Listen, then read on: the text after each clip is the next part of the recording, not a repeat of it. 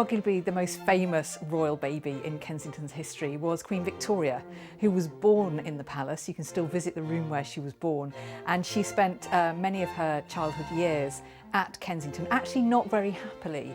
It was under the auspices of her very controlling mother, who set up something that was known as the Kensington system, which really controlled Victoria's every move.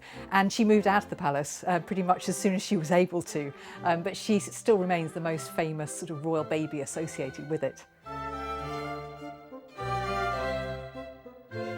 History has really been dictated by the need for a male heir, because the laws of primogeniture dictated that the crown could only pass to the eldest male heir. So if there was no male heir, then that was considered a complete disaster, because until very recently, until people like Elizabeth I and Victoria broke the mould, women were seen as completely inferior, and so all of the importance was placed on having a male child.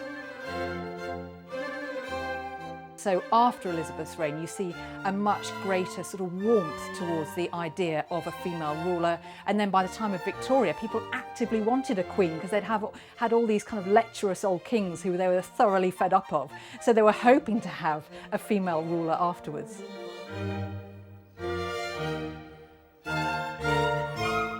The witnessing of the birth is, again, another tradition that continued right up until fairly recent times, when there'd have to be a member of government in the birthing chamber, which seems quite extraordinary and quite intrusive, but there was a very good reason for that. What happened was James II, who was a deeply unpopular king, he was very Roman Catholic in his outlook. His wife, Mary of Modena, went into her confinement, and there was the usual secrecy around that.